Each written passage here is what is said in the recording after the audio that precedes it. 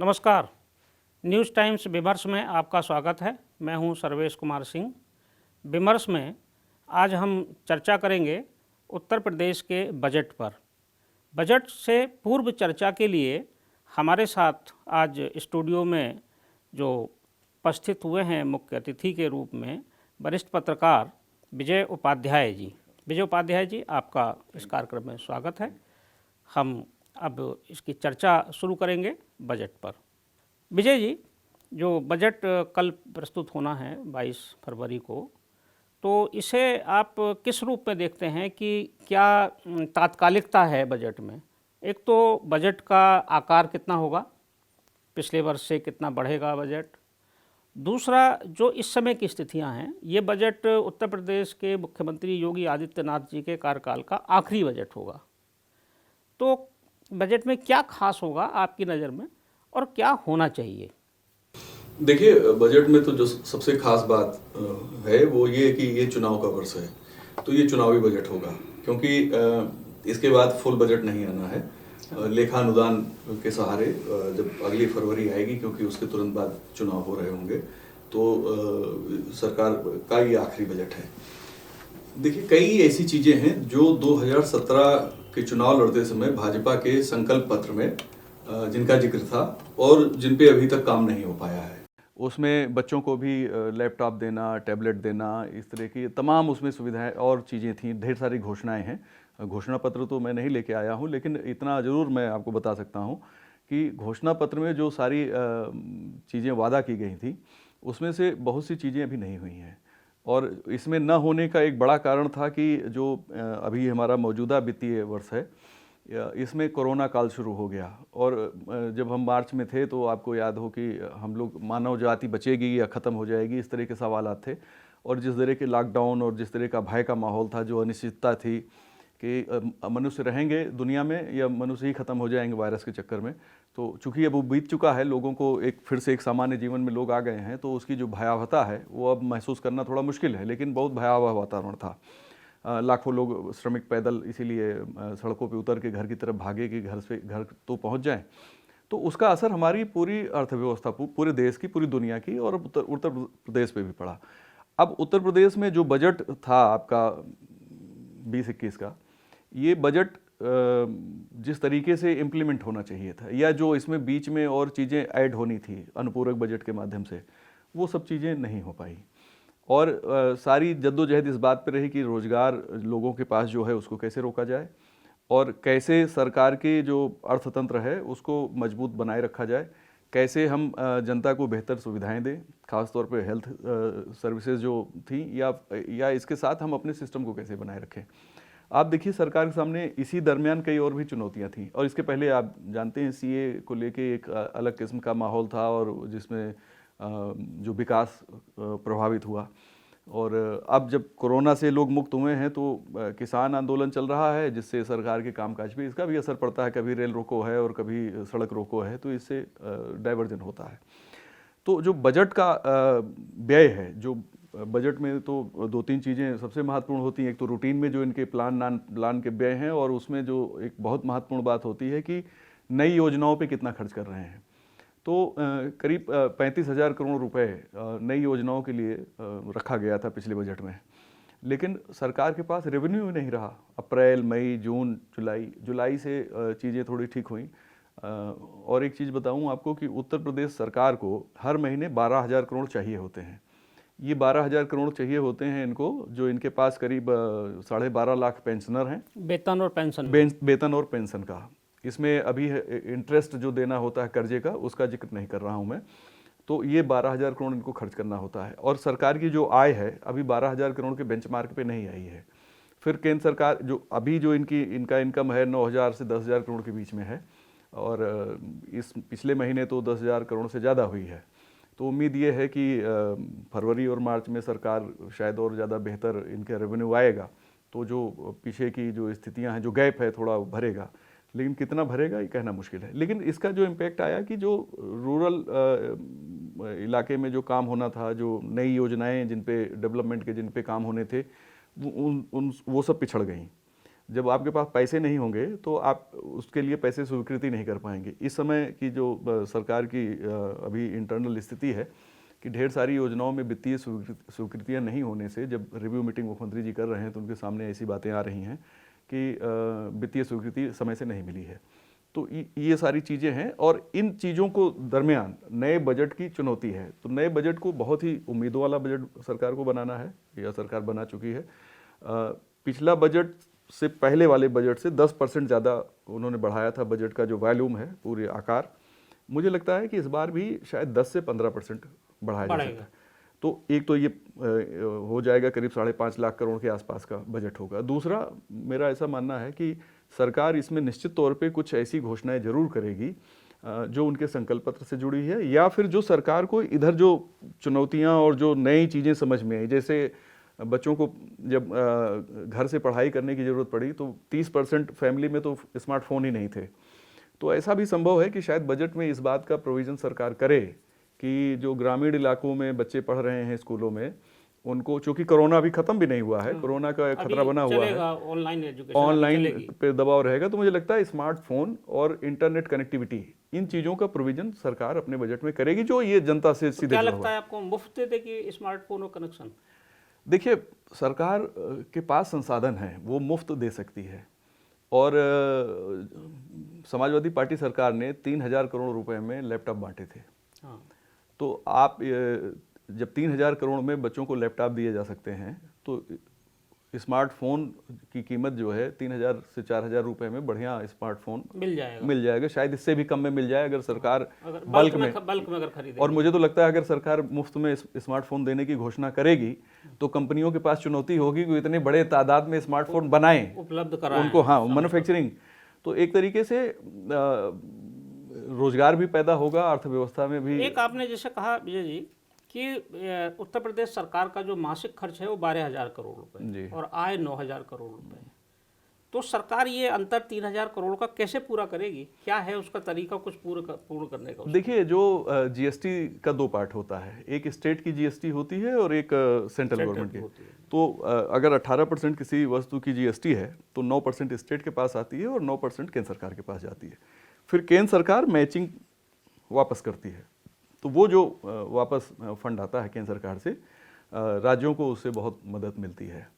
अच्छा, चूंकि एक बात और है इसमें जो थोड़ी बताना जरूरी है कि 12,000 करोड़ में बहुत से विभाग में पद खाली हैं, लेकिन प्रोविज़न तो पूरा है, क्योंकि अगर किसी विभाग में 100 के लिए प्रोविज़न है तो उनका जो वेतन का बजट बनता है उसी हिसाब से पूरा बनता है। लेकिन चूंकि बहुत से पद खाली हैं तो उसकी वजह से वो थोड़ा कम में भी एडजस्ट हो जाता है, और कई जगह पे वेतन देर से भी बढ़ जाते हैं तो भी काम चलता रहता है। जैसे निगमों वगैरह में अगर वेतन थोड़ा देर से भी बढ़ते हैं तो वहाँ चल जाता है। तो सरकार इस तरीके से इसको मैनेज करती है। जब कोरोना में इनको बहुत कम, इनके पास 5,000 करोड़ और 2,500 करोड़ रुपए की ही इनकम थी, तब भी ये सैलरी समय से इन्होंने दी लोगों की। तो इसी तरीके से मैनेज करते हैं। केंद्र सरकार से जो ग्रांट आती है इनको मिलती है, उससे ही पूरा करते हैं। एक जो अभी की जो स्थिति है तात्कालिक, वो ये भी है कि पश्चिम में किसान आंदोलन दिल्ली में किसान आंदोलन चल रहा है और पश्चिम उत्तर प्रदेश के किसान भी बढ़ चढ़ के हिस्सा ले रहे हैं। राकेश टिकैत पश्चिम के ही हैं, मुजफ्फरनगर के। तो भले ही हम माने या ना माने, लेकिन उसका कुछ प्रभाव है, भले ही वो आंशिक हो। और पश्चिम का एक बड़ा वोट बैंक भी है जो वहाँ भाग ले रहे हैं, वो जाट हैं विशेष रूप से, और जो किसानों का बाहुल्य है, जाट ही किसान बाहुल्य है वो पूरा पश्चिम का क्षेत्र। तो ऐसे में क्या आपको ये लगता है कि अगले चुनाव में कोई प्रतिकूल असर ना पड़े तो किसानों के लिए और विशेषकर पश्चिम उत्तर प्रदेश के किसानों के लिए कोई विशेष घोषणा हो सकती है बजट में? देखिए, मुझे लगता नहीं है कि किसानों के लिए कोई स्पेशल अनाउंसमेंट करेगी, क्योंकि देखिए बिजली में सब्सिडी है ही है किसानों के लिए, और काफ़ी बड़ी मात्रा में बिजली की सब्सिडी सरकार देती है, 12,000 करोड़ से ज़्यादा। और किसान सम्मान निधि मिल ही रही है, तो केंद्र से मिल रही है। तो और जो परचेज है, आप देखिए, मैं एक और आपको बात बताऊं कि जो लोग इसकी चर्चा नहीं करते हैं, उत्तर प्रदेश में 2017 के पहले, यानी गैर भाजपा सरकारें जो थी, उनके ज़माने में गेहूं की जो खरीद होती थी वो 22 लाख मीट्रिक टन मैक्सिमम थी। लेकिन 2017 के बाद से आप देखिए कि सरकार ने गेहूं की खरीद, धान की खरीद बहुत ज़्यादा बढ़ाई है। हालांकि उत्तर प्रदेश देश में धान और गेहूं पैदा करने का नंबर 1 स्टेट है, लेकिन परचेज में हम तीसरे नंबर पे हैं। नंबर 1 पे पंजाब, नंबर 2 पे हरियाणा, नंबर 3 पे मध्य प्रदेश, फिर हमारा नंबर आता है। और मध्य प्रदेश में 70 से 80 लाख मीट्रिक टन गेहूं खरीदा जाता है। लेकिन एक बात आपको और बता दें कि मध्य प्रदेश का किसान ज़्यादातर सरबती गेहूं उगाने की कोशिश करता है, यानी अच्छी क्वालिटी का गेहूं उगाता है, और ये सबसे बड़ी यूएसपी है मध्य प्रदेश की। यूपी में ये इस पे फोकस नहीं कि गेहूं की क्वालिटी अच्छी हो ताकि ज़्यादा अच्छा पैसा उनको मिल सके, कीमत अच्छी मिल सके गेहूं की। यहाँ के किसानों को ये अवेयरनेस देने की ज़रूरत है। तो जो खरीद सरकार की है उसको वॉल्यूम बहुत बढ़ा है इन्होंने, 53 लाख टन, अभी 65 लाख टन इस साल जो है धान खरीदा है। तो ये जो खरीद है इसको बहुत ज़्यादा बढ़ाया है इन्होंने। खरीद तो बढ़ी है, लेकिन इसमें एक जो हमें लगता है एक ये भी हो सकता है सरकार करे कि जो गन्ना किसानों का बकाया है उसके लिए बजट में कुछ घोषणा कर सकती है सरकार, कि हो सकता है कुछ चीनी मिलों को अनुदान ही दे दे कि वो गन्ना किसानों का भुगतान कर दें। किसानों को मनाने के कई तरीके हो सकते हैं, एक ये भी है कि उनका बकाया भुगतान कर दिया जाए। देखिए, पिछली बजट में सरकार ने 5,000 करोड़ रुपए का सॉफ्ट लोन चीनी मिलों के लिए रखा था, और चीनी मिलों को दिया उन्होंने बहुत न्यूनतम ब्याज पे। हो सकता है इस बार 10,000 करोड़ का सॉफ्ट लोन उनके लिए कर दें, तो ये संभव है, इसको नकारा नहीं जा। लेकिन क्या है कि हमारा जो फिजिकल डेफिसिट है वो पिछली बार भी लगभग 3% था, 2.8% था, यानी जो बेंचमार्क था उससे अब उसमें रिलैक्सेशन मिल गया है। और मुझे लगता है कि 5 से 6% का फिजिकल डेफिसिट सरकार बजट में क्रिएट कर सकती है। तो अगर ये ऐसा हुआ, 5 से 6% अगर फिजिकल डेफिसिट होगा तो वो तो आइडियल से बहुत ज़्यादा है, 3% से ज़्यादा नहीं होना चाहिए। हाँ, लेकिन आप एक ऐसे दौर में है ना जहाँ पे सब कुछ एक आपदा का दौर है, एक ऐसी स्थिति, इमरजेंसी मान सकते हैं, इमरजेंसी है ये। हाँ, तो इस एक इमरजेंसी से कोरोना के बाद ये मान सकते हैं। जी जी। तो केंद्र के भी बजट में वो चीज़ रिफ्लेक्ट हुई है कि जो उनका फिजिकल डेफिसिट है उसको कंट्रोल करने पे बहुत ज़्यादा फोकस नहीं था, इन्वेस्टमेंट पे फोकस था। तो उत्तर प्रदेश सरकार भी उस बैरियर को, जो इनका जो एक एक्ट है उसको। अच्छा, एजुकेशन में पिछले बजट में ये देखा हम लोगों ने, जब 5,12,000 करोड़ का बजट था उत्तर प्रदेश सरकार का, तो उन्होंने कई यूनिवर्सिटी खोलने का योजना उस पिछले बजट में दी थी, जैसे सहारनपुर, अलीगढ़ में यूनिवर्सिटी खोल रहे थे, और एक प्रयाग में वहाँ विधि विश्वविद्यालय खोलने की स्वीकृति हुई थी। तो इस बार क्या लगता है कि कुछ एजुकेशन में और बजट बढ़ेगा प्रदेश में? देखिए, एजुकेशन में तो सबसे पहला अगर कोई चीज़ आएगा तो मेरा मानना है कि बच्चों के लिए कोई गिफ्ट आएगा। बच्चों के लिए कोई गिफ्ट आएगा जो गार्जियन को मिलेगा और बच्चे उससे पढ़ाई करेंगे, मुझे ऐसा उम्मीद है। दूसरी बात यह है कि स्कूलों में इंटरनेट कनेक्टिविटी के लिए कोई इक्विपमेंट प्रोवाइड किया जा सकता है गांव में, ताकि बच्चों को दिक्कत न हो, उस गांव में लोग अच्छे से पढ़ाई कर सकें। और ये अगर सरकार करती है अपने बजट में तो ये माना जाएगा कि सरकार ने एक बड़ा डिसीजन लिया है, क्योंकि जो डिजिटल इंडिया का कॉन्सेप्ट है उसमें गांव में लोग इंटरनेट कनेक्टिविटी अच्छी मिले, ये बहुत ज़रूरी है। और इनके घोषणा पत्र में भी ये बात थी कि 2 GB डेटा पर डे हम फ्री देंगे। तो मुझे लगता है कि शायद ये बात हो सके। दूसरा, एजुकेशन में अगर आप देखें तो मेडिकल एजुकेशन में उत्तर प्रदेश में जिस तरह से मेडिकल कॉलेजेस बनाने की घोषणा भी हुई है और काम चल रहा है। 30 मेडिकल कॉलेज बन रहे हैं। जी, 30 बन रहे हैं, 15 बन चुके हैं, कुल शायद 52 मेडिकल कॉलेज बन रहे हैं। तो ये अच्छा कॉन्सेप्ट था कि जो डिस्ट्रिक्ट हॉस्पिटल इनके थे वहाँ, चूँकि पहले लंबे समय से चल रहे थे, इंफ्रास्ट्रक्चर था, तो हॉस्पिटल है, कॉलेज बनाने में फिर वो ज़्यादा दिक्कत नहीं थी। तो सरकार का ये स्टेप अच्छा है और इसका फ़ायदा 5 साल या 8 साल बाद ठीक से मिलेगा, जब ढेर सारे डॉक्टर हमारे सामने आएंगे। क्योंकि जितने बड़े संस्थान हैं उत्तर प्रदेश के चिकित्सा के, हर जगह 50% के आसपास पद खाली हैं, क्योंकि उस योग्यता के चिकित्सक है ही नहीं, मिल ही नहीं रहे हैं। तो जो फ्यूचर की हमारी जो मेडिकल की रिक्वायरमेंट है उसमें डॉक्टरों के बगैर आप कोई अस्पताल चला नहीं सकते।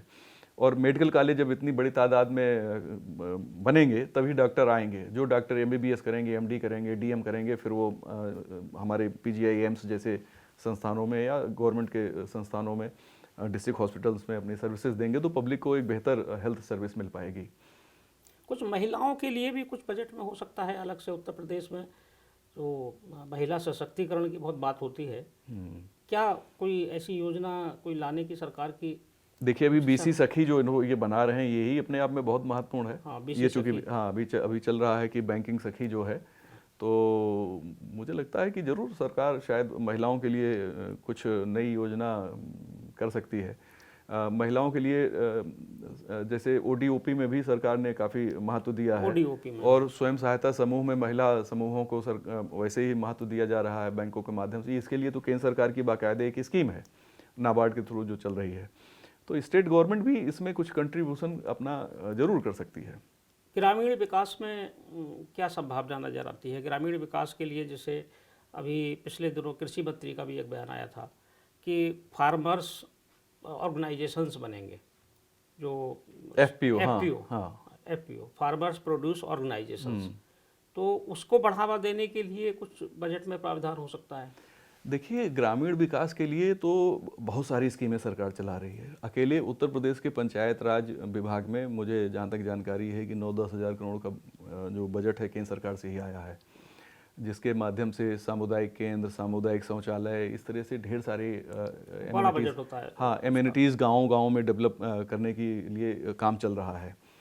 अगले जो बजट आएगा इसमें ग्रामीण सड़कें, खासतौर पे मुझे लगता है कि विधायकों को ज़रूर कहा जाएगा कि भाई अपने विधानसभा क्षेत्र में सड़कें प्रस्तावित करें कि जो काम इस साल नहीं हो पाया है और विधायक निधि भी उनकी स्टॉप रही, तो शायद नए इस बजट में वो प्रोविज़न कर सकते हैं, या हो सकता है कि अनुपूरक बजट वगैरह लाके या इसी बजट में, चूँकि अगले साल चुनावी बजट है आने वाला समय और समय लगता है सड़कें बनाने में, तो हो सकता है अभी घोषणा कर दें और विधायकों को ज़रूर सड़कें प्रोवाइड करेंगे।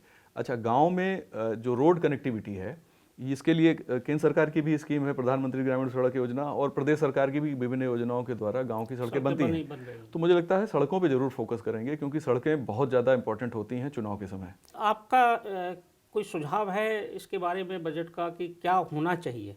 आप अगर छोटा सा अपना सुझाव दें कि क्या आपको लगता है कि बजट में कोई आपके हिसाब से कोई चीज़ बढ़ानी चाहिए या बजट में कोई ऐसा एलोकेशन करना चाहिए?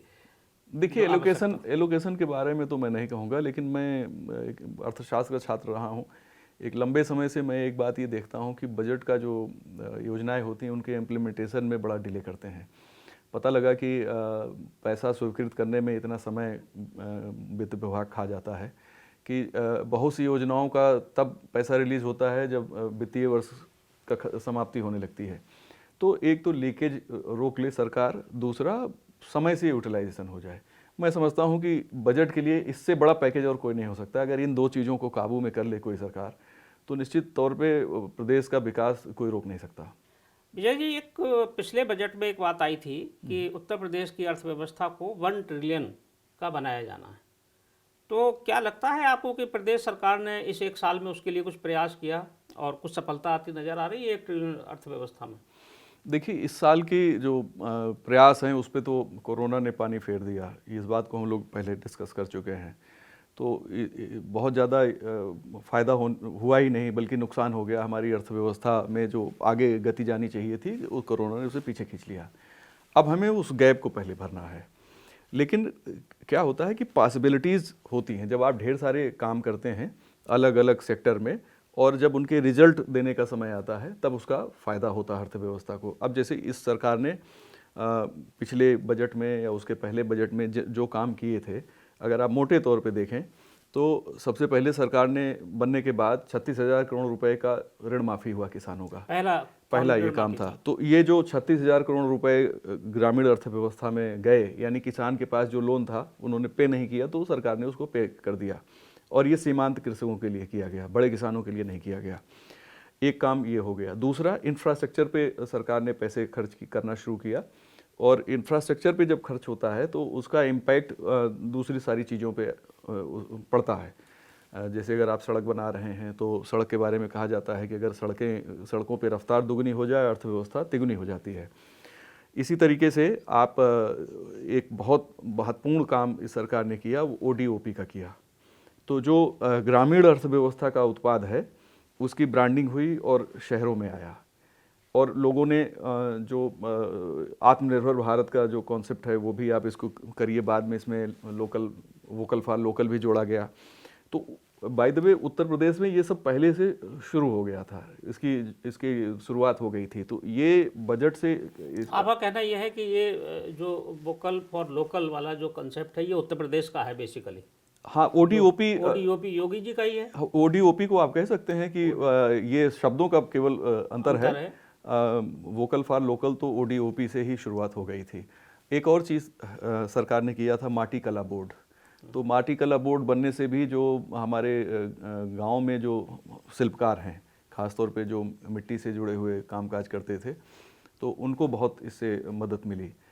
खादी बोर्ड तो काम कर ही रहा है, लेकिन जब आप अर्थव्यवस्था में और कैसे देखते हैं कि कैसे लोगों के पास बेहतर स्थिति हो, जो अनाज परचेज किया उसका भी तो पैसा गांव में ही गया, लोगों की जेब में गया। यानी अगर मार्केट में रेट कम थे तो सरकार ने ज़्यादा पैसे में खरीदा उसको। ठीक है कि कुछ जगहों से शिकायतें भी आती हैं और शिकायतें होती हैं, आप हर चीज़ को 100% नहीं कर सकते, लेकिन अगर 80% भी कामयाब हैं आप, तो माना जाएगा कि आपने चीज़ों को बेहतर ढंग से किया है।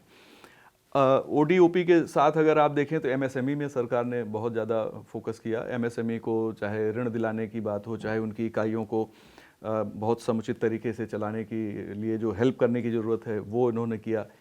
और एक और महत्वपूर्ण काम सरकार ने किया कि इंडस्ट्रियल एटमॉस्फेयर बनाया, और उत्तर प्रदेश के लिए ये बहुत ज़रूरी था। आप इस बात को अगर मैं कहूँ कि नोएडा जब बना था वो दौर उत्तर प्रदेश का अलग था, या फिर जब इंडस्ट्रियल एरिया डेवलप करने की बात हुई थी पुराने दौर में, तो ये इतिहास की बात है देखा जाए मोटे तौर पे। और निकट भविष्य में इंडस्ट्री के लिए कोई ठोस पहल नहीं हुई, बातें हुई, लेकिन इस सरकार ने कई चीज़ें की जो आप कह सकते हैं कि ये ठोस पहल थी। बड़ा इन्वेस्टर समिट किया जाना, जिससे एक माहौल बना। ठीक है कि आप जितना MOU हुआ 5,28,000 करोड़ का, उतना पूरा तो एक साथ आएगा नहीं, क्योंकि अब कोरोना भी आ गया और फिर कंपनियां अपने हिसाब से पहले स्टडी करती हैं, फिर वो मैदान में कदम रखती हैं। यूपी में और भी कई प्रॉब्लम थी, जैसे लैंड की प्रॉब्लम थी, जैसे लैंड ऑर्डर की प्रॉब्लम एक समय में थी कि भाई कोई इंडस्ट्रियलिस्ट आएगा क्यों। बात तो यहाँ होती थी कि जब कोई इंडस्ट्रियलिस्ट यूपी आता था तो लोग कहते थे कि भाई ये तो भाग जाएगा। तो लैंड ऑर्डर एक बड़ा इशू हुआ करता था। और लैंड ऑर्डर ठीक हुआ तो अब लोग आ भी रहे हैं। हाँ, इसको कंटिन्यू करना पड़ेगा। देखिए, आपने अगर 6 महीने के लिए लैंड ऑर्डर ठीक है या 2 साल के लिए ठीक है, तो भरोसा कैसे होगा? आपको सतत उसको ठीक बनाए रखना होगा, क्योंकि जो इन्वेस्टर है वो तो खुद अपने पैसे का इतना बड़ा रिस्क ले चुका होता है। अब अगर उसको 2-3 और फ्रंट पे लड़ाई लड़नी पड़ती है तो फिर उसे दिक्कत होती है। अभी गल्फ की भी एक कंपनी ने नोएडा में, एक जो बड़ी कंपनी है उसके साथ MOU हुआ है, वो अपना इंडस्ट्री लगा रही है जी। तो ये माहौल तो बना है। आपको लगता है कि ODOP के लिए कुछ अलग से भी बजट सरकार कर सकती है? देखिए, ODOP में जो प्रोत्साहन का काम है वो तो सरकार कर रही है। उसमें इन लोगों को जो फाइनेंशियल हेल्प की ज़रूरत है वो प्रधानमंत्री मुद्रा योजना वगैरह तमाम और अन्य स्कीम है उसके द्वारा मिल जा रही है। लेकिन मार्केटिंग के लिए इनके जैसे प्लेटफॉर्म सरकार ने ऑनलाइन प्लेटफॉर्म क्रिएट किया है।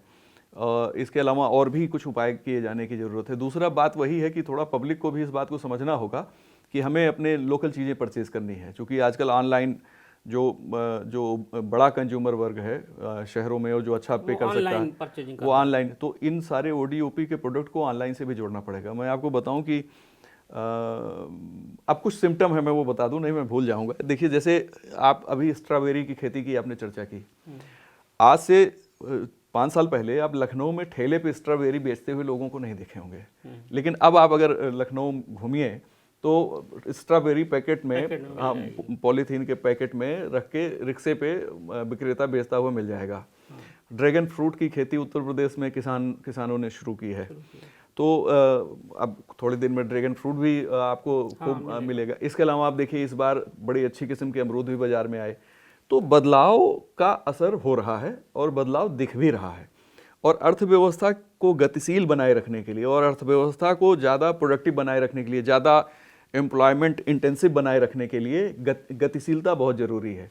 एक एक्सीलरेटिंग इफेक्ट होता है कि आपने अगर कहीं 5,000 करोड़ रुपए डाले तो उसका 8 गुना इम्पैक्ट आता है। तो वो जो 5,000 डाला आपने, 40,000 करोड़ का इम्पैक्ट कैसे आया कि 5,000 जहाँ खर्च हुआ 5,000 करोड़, फिर उस पैसे को लोगों ने आगे खर्च किया, तो उससे कैपिटल भी जनरेट होती है और एम्प्लॉयमेंट भी बनता है।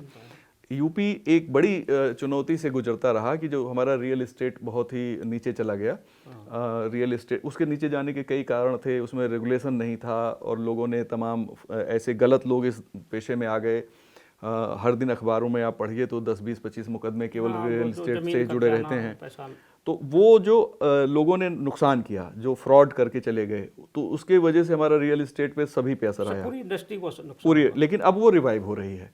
अभी देखिए जैसे हाउसिंग डिपार्टमेंट अगर कोई 1000 मकान का कोई कॉलोनी लेके आती है नई, तो आप समझिए कि कितने लोगों को एम्प्लॉयमेंट मिलता है। या कोई विकास प्राधिकरण है, वो कहीं अगर नई कॉलोनी डेवलप करना चाहता है तो उसमें कारपेंटर को भी काम है, राजमिस्त्री का भी काम है, उसमें टाइल्स भी लगेगी, उसमें मार्बल भी लगेगा, तो एक मोबिलाइजेशन होता है, एक्सेलरेटिंग इफेक्ट उसका आता है। तो ये सारी चीज़ें आपकी 1 ट्रिलियन इकोनॉमी के लिए इसकी बुनियाद है। तो जब आपकी बुनियाद, अच्छा एक और चीज़ मिस हो रही थी, वो है डिफेंस कॉरिडोर। अगर डिफेंस कॉरिडोर में इंडस्ट्री लगना शुरू हो जाए, उत्तर प्रदेश का सौभाग्य होगा। और जिस तरह से उत्तर प्रदेश सरकार ने अभी कोशिशें की हैं, उससे निश्चित तौर पे लगता है कि चूंकि देश में 2 ही डिफेंस कॉरिडोर हैं, एक तमिलनाडु में, एक उत्तर प्रदेश में, और सरकार बहुत गंभीर है उस डिफेंस कॉरिडोर को लेकर, तो वहाँ पे अगर इंडस्ट्री आना शुरू होगी तो पूरी दुनिया में देखिए हथियार से पैसा सबसे आसानी से और सबसे बेहतर तरीके से सबसे ज़्यादा मुनाफे में कमाया जा सकता है। रशियन राइफल भी केंद्र सरकार की ही पहल पर उत्तर प्रदेश में बन रही है, जो नया वर्जन AK-47 का उन्होंने किया है। तो इसका इम्पैक्ट, इन सारी चीज़ों का इम्पैक्ट मिला जुला के हमारी 1 ट्रिलियन इकोनॉमी को बूस्ट करेगा। क्या उत्तर प्रदेश में कोई और एक्सप्रेस वे की भी संभावना है? अभी जो गंगा एक्सप्रेस वे है उस पर काम चल रहा है, पूर्वांचल एक्सप्रेस वे बन ही रहा है, तो कोई और भी नया एक्सप्रेस वे हो सकता है जो विकास के लिए जो महत्वपूर्ण एक एक्सप्रेस वे की भूमिका होती है? देखिए अभी मुझे तो नहीं लगता कि इस बजट में घोषित करेंगे कोई नया एक्सप्रेसवे, क्योंकि अभी जो एक्सप्रेसवे सरकार ने घोषित कर रखे हैं उसमें आप देखिए कि डिफेंस कॉरिडोर से जुड़ा हुआ जो अलीगढ़ से झांसी तक का एक्सप्रेसवे है, बुंदेलखंड एक्सप्रेसवे, वो बहुत महत्वपूर्ण है। उसमें कल ही डिपार्टमेंट की जो इन्होंने रिव्यू किया तो बताया कि 45% काम हो गया है। गंगा एक्सप्रेसवे का एक्सटेंशन किया, ये घोषणा मुख्यमंत्री ने कर दी है। अभी जो गंगा एक्सप्रेसवे है जो आपका प्रयागराज से मेरठ तक बन रहा है, इसकी जो टोटल जो लेंथ है वो करीब 600 किलोमीटर की है, और जो ये फर्स्ट फेज माना जा रहा है, और इस पे करीब 36,000 करोड़ रुपए खर्च होंगे। तो ये 36,000 करोड़ रुपए भी 1 ट्रिलियन इकोनॉमी में कंट्रीब्यूशन मानिए। और जब एक्सप्रेसवे बनेगा तो अगल बगल की एक्टिविटी भी इसमें जो व्यापारिक गतिविधियां हैं वो बढ़ती हैं। अब इसको कह रहे हैं कि हम वाराणसी से हरिद्वार तक जोड़ेंगे। हालांकि हरिद्वार दूसरा स्टेट आ जाता है, शायद उसके लिए कुछ केंद्र और उत्तराखंड सरकार से इनको नेगोशिएट करना पड़ेगा। लेकिन अगर वाराणसी से और हरिद्वार तक ये एक्सप्रेसवे बन जाता है तो आप इसका चमत्कार ये समझिए कि एक दूसरा रूट आपके पास जल परिवहन का है जो हल्दिया से वाराणसी तक है। तो हल्दिया से वाराणसी का जल परिवहन का रूट आपका तैयार हो, करीब करीब तैयार है। और अगर जल परिवहन मंत्रालय उसे फुल कैपेसिटी से शुरू करा दे तो फिर, और ये फ्यूचर की बात है, लेकिन अगर वो फुल कैपेसिटी से चले और जो वाराणसी में हल्दिया से वाराणसी तक जल परिवहन जो बहुत ही मामूली खर्चे पे होगा, और वाराणसी से आप मेरठ या मेरठ से दिल्ली या हरिद्वार या दूसरे जगहों पे जो, और उत्तराखंड का भी जो इंडस्ट्रियल एरिया है वहाँ पे काफ़ी एक्टिविटी है, और उड़ीसा से उस रूट का काफ़ी गाड़ियों का आना जाना है, क्योंकि आयरन ओर और इंगट जो स्टील से जुड़े हुए इंडस्ट्री वहाँ पे है उत्तराखंड के इलाके में, तो उसके लिए वहाँ सप्लाई जाती है। तो ये बहुत ही प्रॉफिटेबल, बहुत ही फ्यूचरिस्टिक अप्रोच है गंगा एक्सप्रेसवे।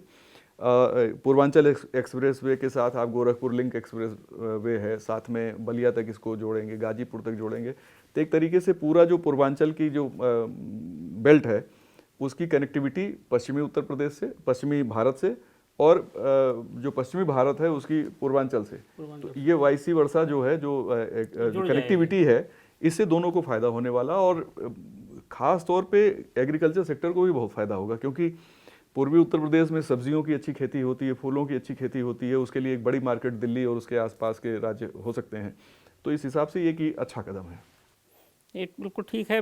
विजय उपाध्याय जी ने कहा कि अगर बजट में लीकेज रुक जाए और जो पैसे का आवंटन होता है बजट में उसका सही ढंग से प्रयोग हो जाए, उपयोग हो जाए, तो ये एक बड़ी उपलब्धि है।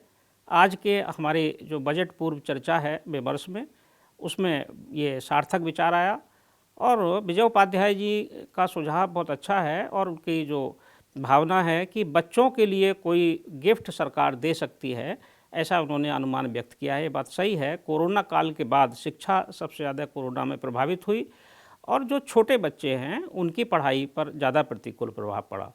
तो एक कोई ऐसी योजना या ऐसा कोई गिफ्ट प्रदेश सरकार अगले बजट में देगी और सभी वर्गों का ध्यान रखेगी, ऐसी हम लोगों की ये कल्पना भी है और इच्छा भी है कि कोई वर्ग छूटे ना, किसान हो, चाहे मजदूर हो, चाहे शहरी हो, व्यापारी हो या महिला वर्ग हो, सभी वर्गों को समान रूप से विकास का अवसर मिले, उनके लिए सरकार बजट में चिंता करे। तो ये आज की हमारी जो विमर्श है उसका निष्कर्ष है। आज निष्कर्ष को अपना यहीं विराम देते हैं। विजय उपाध्याय जी के कार्यक्रम में उपस्थित होने के लिए हम उनका आभार व्यक्त करते हैं। नमस्कार।